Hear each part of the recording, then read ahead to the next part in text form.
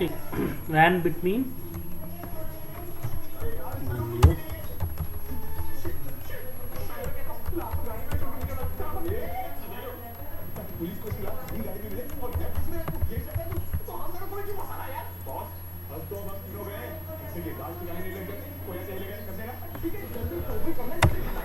तो जैसे कि आपके पास डेटा है, इस डेटे पे मुझे अगर चार्ट बनाना होता है सर, तो प्रॉब्लम क्या होती है, मान लीजिए डेटा बहुत ज़्यादा डेटा है, मुझे चार्ट इससे बनानी है, या फिर बहुत से बड़ा नाम है, तो मैं एक काम करता हूँ, छोटा डेटा कर देता हूँ उसको, मुझे इस पर चार्ट बनानी है। अगर इकट्ठा करके चार्ट इंसर्ट करते हैं तो दिक्कत, तो इसमें कंपेयरिंग करना मुश्किल हो जाता है कि कंपेयरिंग कैसे करें।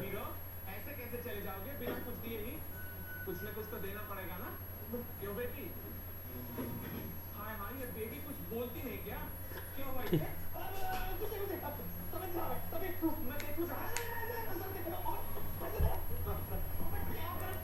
तो हमें क्या है कि हमें दो नामों के बीच में कंपेयरिंग करने से मतलब नहीं है। कंपेयरिंग हमें करना है आपको इसमें मंथ वाइज, कि पुनीत का मंथली सेल क्या है, मतलब कि मुझे जो चार्ट बनानी है, एक बंदे का एक एक चार्ट इस तरीके से बनानी है।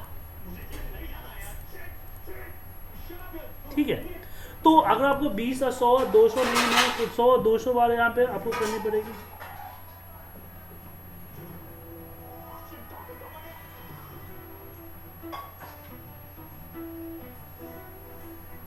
ठीक है, तो हम कुछ ऐसा करना चाहते हैं कि ऐसा ना हो, तो उस केस में हम क्या करेंगे,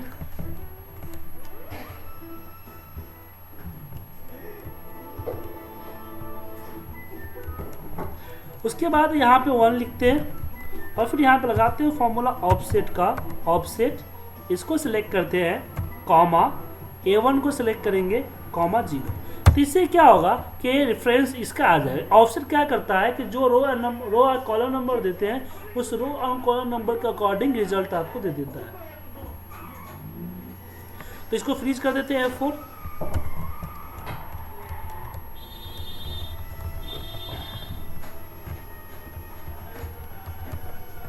और फिर इंसर्ट करते हैं चार्ट।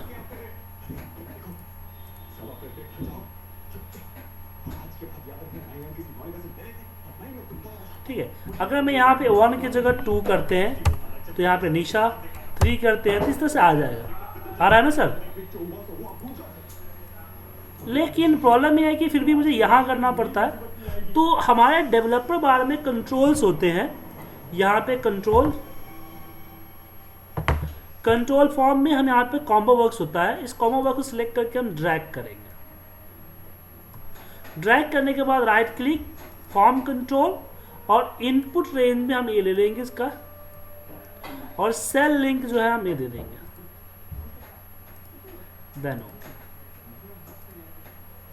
तो यहाँ से अगर हम सिलेक्ट करते हैं तो यहाँ क्या करेगा कि जो कंट्रोल आपका जो यहाँ पे इनपुट रेंज के जरिए क्या होगा कि लिस्ट पूरा का पूरा लिस्ट इस रेंज में आ जाएगा उठ के, और सेल लिंक जब हम करेंगे तो सेल लिंक से क्या होगा, जो लिंक हम यहाँ सेलेक्ट करेंगे वो लिंक यहाँ पे वो फॉरवर्ड कर देगा।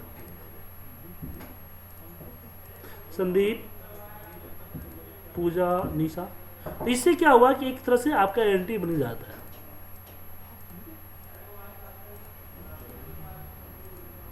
आया समझ में?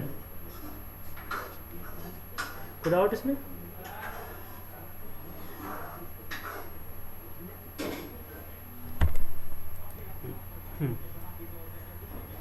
तो इसमें और कुछ नई चीजें हैं जो आपको बताने वाले हैं आपके साथ। तो इसमें एक चीज और है हमारे पास कि यहां से हम कर लेते हैं। उसके बाद अगर मान लीजिए कि मैं यहाँ पे टारगेट डाल दूं, ठीक है,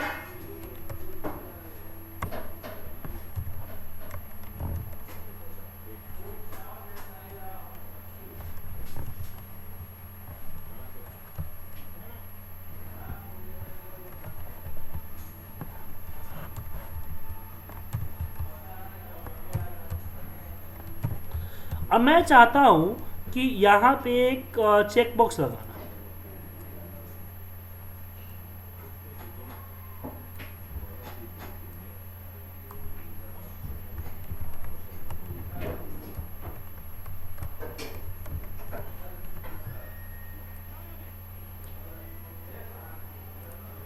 जब मैं इस पर क्लिक करूँ तो मुझे यहाँ पे टारगेट दिखना चाहिए, और क्लिक ना करूँ तो अनक्लिक करूँ तो टारगेट ना दिखना चाहिए। तो मैं इसे राइट क्लिक करूँगा, फॉर्म कंट्रोल में जाऊँगा, और सेल लिंक में हम यहाँ पे या कहीं और सिलेक्ट कर लेते हैं एंड ओके। जब यहाँ पे 3D सेटिंग दोगे तो 3D में आ जाएगा। जब मैं इस पर क्लिक करूँगा तो ट्रू आएगा, वरना false, true false, true false. ठीक है, तो यहाँ पे हम फॉर्मूला लगाएंगे इफ कंडीशन का, कि इफ अगर ये ट्रू हो तो ऑफसेट, नहीं ऑफसेट नहीं करना है, बस इसी को सिलेक्ट करें, फिक्स है तो, नहीं तो ब्लैक। इसको आगे डायरेक्ट करना है तो यहाँ पे इसको हम A15 को फ्रीज कर देते हैं, क्लिक किया, और जैसे इस पर क्लिक करूँगा यहाँ ट्रू होगा, तो ट्रू होते यहाँ दिख जाएगा। फिर मैं इसको सिलेक्ट करता हूँ, और फिर इसका जो चार्ट है हमारा, इस चार्ट को ड्रैग कर देता हूँ, तो इसमें आ गया।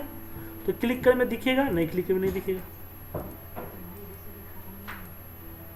या फिर इसको सिलेक्ट करके राइट क्लिक आप कर सकते हैं, format data, sorry change series chart type, change series chart type, और इसको लाइन चार्ट में कन्वर्ट कर दीजिए। तो लाइन चार्ट में कन्वर्ट हो जाएगा, जब मैं क्लिक करूंगा तो लाइन दिखेगा, लाइन नहीं दिखेगा। ठीक है सर, इसको डायनेमिक चार्ट करते हैं। डायनेमिक चार्ट से एक इससे बात आई, एक और प्रॉब्लम हो सकती है, हम आपको वही चीज़ दिखाने वाले हैं कि कभी कभी क्या होता है ना कि हमारे पास दो डेटा होता है, दो तरह का डेटा होता है। जैसे कि ऊपर डेटा आपका इस किस में है, ऊपर डेटा आपका नंबर में और नीचे परसेंटेज में है। अगर हम इस पे चार्ट लगाएं तो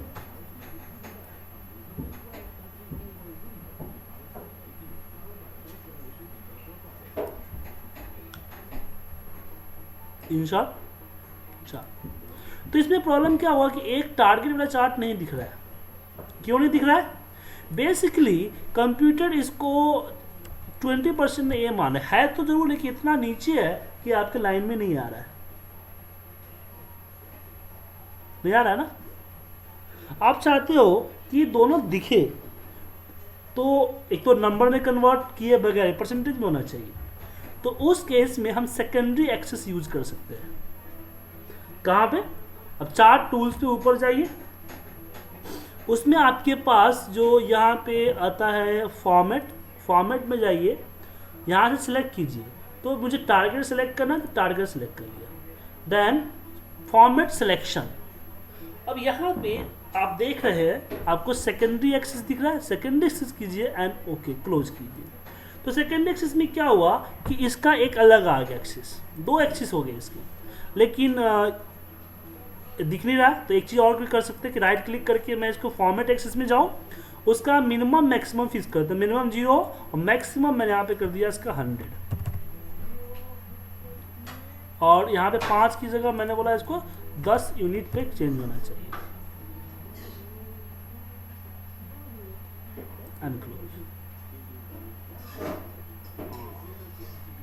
और इसको भी राइट क्लिक किया, फॉर्मेट कंट्रोल पे गया, हाँ जी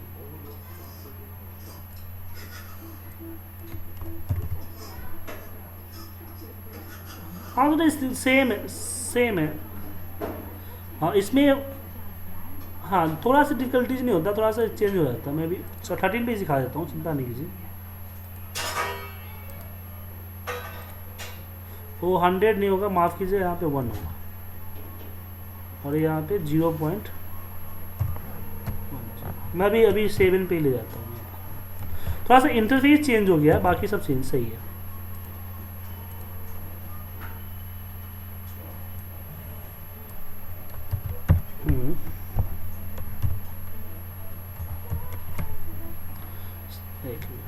मैं आपको समझा देता हूँ 13 में क्या होता है, क्या डिफरेंस है, वही आपको बता देता हूँ मैं।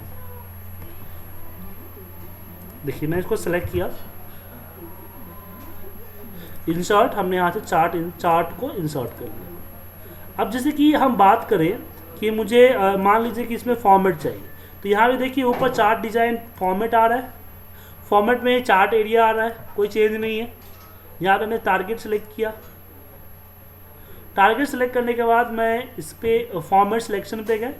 तो यही होता है कि अगर 2007 में फॉर्मेट या फिर प्रॉपर्टीज इसको लेके आते हैं तो वो पॉपअप मेनू बार के साथ आता है, मतलब कि वो डायलॉग बॉक्स के साथ आता है। समझ रहे हैं बात को?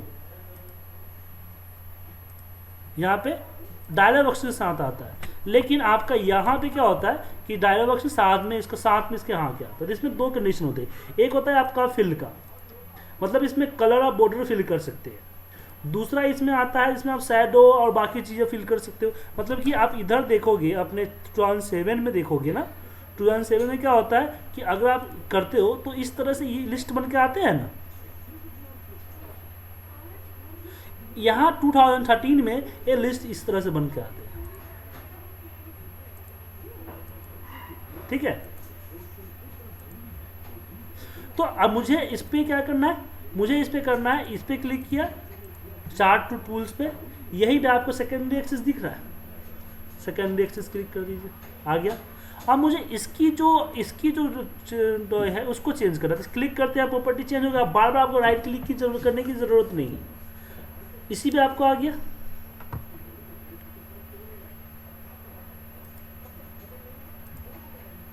इसमें मैंने मिनिमम 1 और मैक्सिमम मैंने यहाँ पे 1 डाल दिया, और मेजर यूनिट 5 की जगह 10 का चेंज कर देते हैं। और सेम इसका भी हम यही करते हैं, मिनिमम 1 और मैक्सिमम 100, दोनों को बराबर आपस में बराबर कर देते हैं।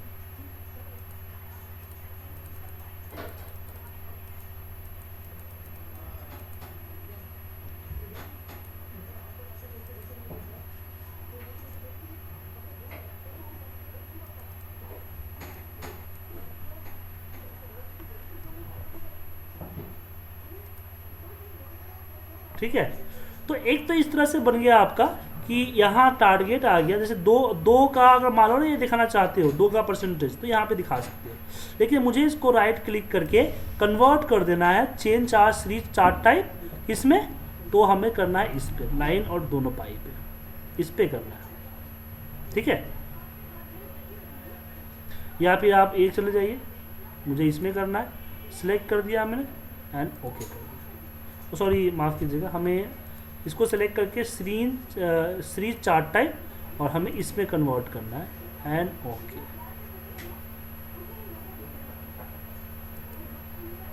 ठीक है, और फिर इसका आपस में चेंज कर जो करना है, मैं वापस चेंज हो गया, मैं पहले चेंज करना चाहिए था, बाद में करना चाहिए था। मैक्सिमम 1 कर दिया और नीट 10 का कर दिया हमने। अब आ गया बराबर।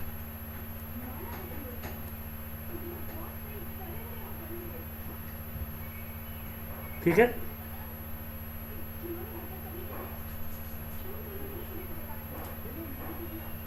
ठीक है। अब जैसे कि एक चीज़ और कर सकते हैं, जैसे हमने यहाँ पे ये भी कर सकते हैं। मैं यहाँ पे मान लीजिए कि मंथ और यहाँ पे सेल्स, यहाँ पे टारगेट,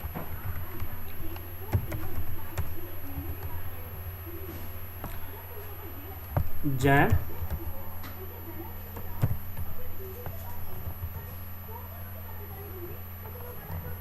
जैसे सेल्स 400 हुआ और गोल जो था हमारा वो था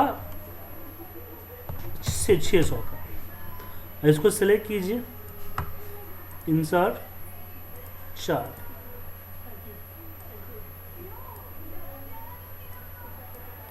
अब इसमें एक दिक्कत आ रही है कि सेल्स और टारगेट दोनों अलग अलग हुए, हम दोनों के इसके ओवरराइट के 2 अलग अलग सीरीज बन गए।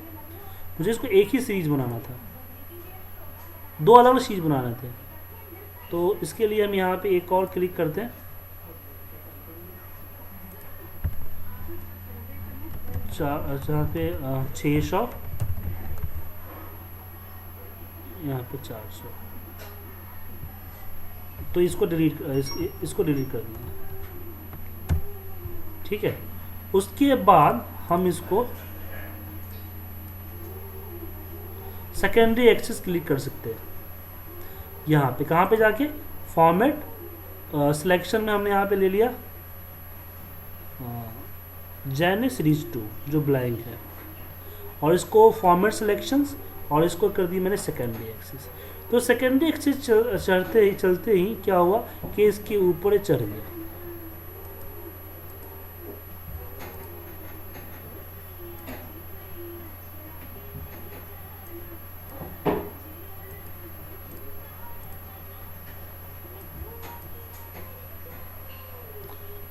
अब यहाँ पे दोनों का सीरीज सीक्वेंस है ना वो बराबर कर दीजिए।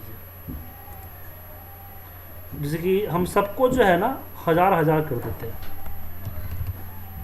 मैक्सिमम, और सबका 100 का गैप कर देते हैं। इसको भी सेलेक्ट करते हैं और इसको भी हम 1000 कर देते हैं, 100 का गैप कर देते हैं। अब यहाँ पे 1000 करना था, माफ कीजिएगा। अब यहाँ पे एक चीज इसमें दिक्कत हो गई कि ये ऊपर आ गया, इसको नीचे भेजना था। तो जब भी आप चार्ट सेलेक्ट करते हो ना तो उसमें सीरीज यहाँ पे आता है कि कौन पहले रहेगा कौन बाद में रहेगा। तो यहाँ पे 2 की जगह मैं यहाँ पे इसको 1 कर देता हूँ।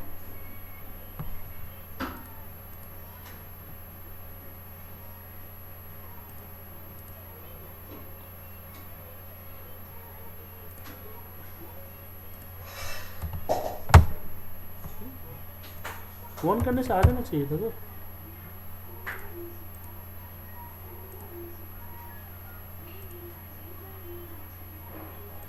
एक मिनट, फॉर्मेट सिलेक्शन सीरीज 1,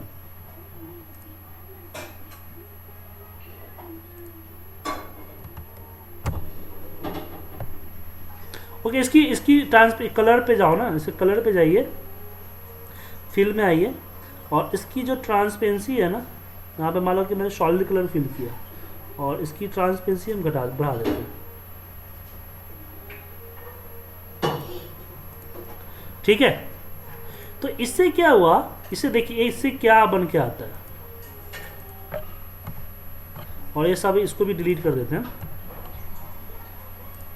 और ये लाइन भी डिलीट कर दीजिए, और इसको छोटा कर दीजिए, थोड़ा सा छोटा करने की जरूरत नहीं, बड़ा ही कर दीजिए, और इसको भी बड़ा कर दीजिए। और राइट क्लिक कीजिए यहाँ पे फॉर्मेट प्लॉट एरिया, इसको डिलीट मार देते हैं। चार्ट एरिया को नो फिल कर दीजिए, नो फिल हो गया। तो एक तरह से क्या बन गया, एक तरह से बन गया ये आपका कि एक तो कलर हो गया यहाँ पे। जैसे कि यहाँ पे मान लीजिए कब सेल्स जैसे से बढ़ेगा, जैसे कि 400 होगा, तो 400 होते ही क्या है कि आपके बढ़ता चला जाएगा। 400 हुआ या 600 हुआ, फुल हो गया। अगर मैं यहाँ पे सारे 450 करूँ तो डिक्रीज हो रहा है ना ये। तो ऐसे लग रहा है कि एक परसेंटेज हो चुका है, कितना परसेंट सेल होना है। तो परसेंटेज वगैरह इस तरह से डिफाइन कर सकते हैं। तो इसके लिए हम आपको यूज क्या करना है, हमें करना होता है, जब 2 तरह का डेटा होता है हमारे पास तो हम यूज करते हैं परसेंटेज इसमें, ये क्या बोलते हैं, सेकेंडरी एक्सिस का। तो सेकेंडरी एक्सिस का यूज समझ में आ गया कि सेकेंडरी एक्सिस का यूज क्यों करते हैं। हाँ,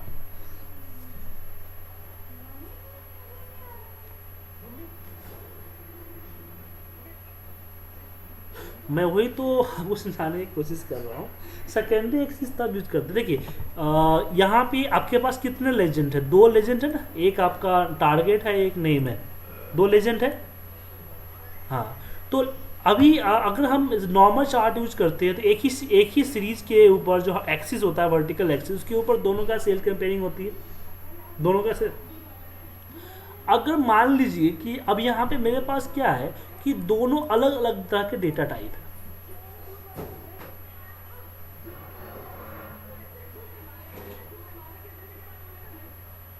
ठीक है ना। तो इसमें क्या है कि एक तो नंबर फॉर्मेट में है और एक दूसरा परसेंटेज के फॉर्मेट में है। अब एक एक्सिस में लेकर आएंगे तो जो 0% है उसकी कंपेरिजन एकदम नीचे आ जाती है, दिखती नहीं है। तो इसी बचने के लिए हमने बोला कि जो पुनीत का जो एक्सिस होगा वो इसके अकॉर्डिंग कंपेयरिंग होगा, और जो हमारा टारगेट के एक्सिस होगा वो इसके अकॉर्डिंग कंपेयरिंग होगा।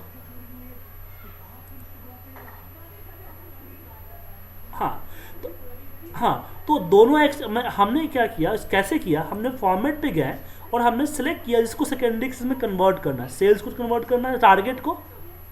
तो टारगेट को सिलेक्ट किया और फॉर्मेट एक्सिस पे क्लिक करते यहाँ पे आपको आ गया प्राइमरी और सेकेंडरी कर दिया, तो एक एक्सिस यहाँ पे ऐड हो गया। बट प्रॉब्लम क्या होता है कि इसकी लोएस्ट और इसकी हाईएस्ट जो होती है, लोएस्ट और हाईएस्ट जो है ये दोनों का मैच नहीं कर रहा है आपस में, ठीक है ना। क्योंकि उससे क्या होता है ऊपर नीचे चला जाता था। तो इसको सिलेक्ट करके इसका इस एक्सिस को सिलेक्ट करने के बाद इसके जो ए आ रहे थे ना हमारे, जो मिनिमम और मैक्सिमम आ रहा है वो भी इसी के अकॉर्डिंग कर दिया। देखिए परसेंटेज में है इसलिए यहाँ पे उसने 1 दिया, क्योंकि 1 इक्वल टू 100%। ये भी यहाँ भी इसका भी 100 है, इसका भी 100 है, तो दोनों आपस में बराबर कर दिए। जिससे क्या हो, यहाँ आपको यहाँ से भी इसको कंपेयरिंग कर सकते हो या यहाँ से भी कंपेयरिंग कर सकते हो। ठीक है,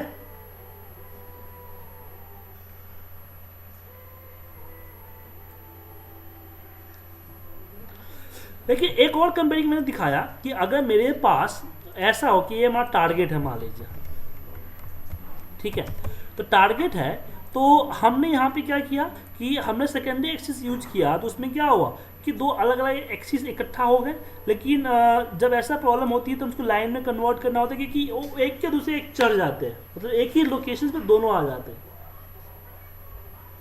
तो जब सेकेंडरी एक्सिस यूज कीजिए तो हमेशा जो है चार टाइप अलग अलग रखिए।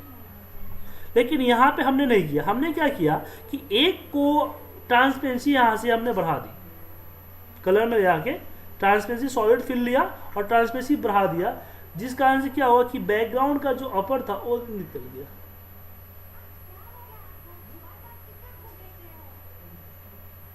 ठीक है ना, तो इससे क्या हुआ कि जैसे जैसे फिल होगा, एक कहता है कि एक बॉटल है उसमें कितना परसेंटेज पानी भर गया, थर्मोमीटर जिसको ग्राफ बोलते हैं, तो थर्मोमीटर ग्राफ इस तरीके से आप बना सकते हो। ठीक है, तो थर्मोमीटर ग्राफ बनाने के लिए भी हम सेकेंडरी एक्सिस का यूज कर सकते हैं। तो सेकेंडरी एक्सिस समझ में आ गया। तो अब आप क्या कीजिए, आप जो सेकेंडरी एक्सिस से रिलेटेड मैंने आपको दो तरह के एग्जांपल बताए, और साथ में मैंने आपको यहाँ जो बटन्स के बारे में बताया, जैसे कि आपने बताया कि इस तरह के बटन्स आप यूज कर चुके हो मेरी रिकॉर्डिंग से। तो इसमें और भी बहुत एडवांस चीज़ें हैं, तो एडवांस चीज़ें मैं आपके साथ कल डिस्कस करूँगा। फिलहाल मुझे आप जो चीज़ें जो बटन्स मैंने दिखाए करके आपके, इस बटन के मुझे तकरीबन 5 एग्जाम्पल दे दीजिए डिफरेंट। और बटन्स यही नहीं, आपके डेवलपर में और भी बटन्स हैं, जैसे कि कॉम्बो बॉक्स है, चेक बॉक्स है, स्पाइन बटन है, लिस्ट बॉक्स है, रेडियो बटन है, इसके बाद आपके ये है स्क्रॉल बार है। इन सबों का भी एक एक एग्जांपल आप मुझे दिखा दीजिए। ठीक है, ठीक है, तो ये कीजिए और हम कल मिलते हैं। रिकॉर्डिंग अपलोड कर देता हूँ। ठीक है, और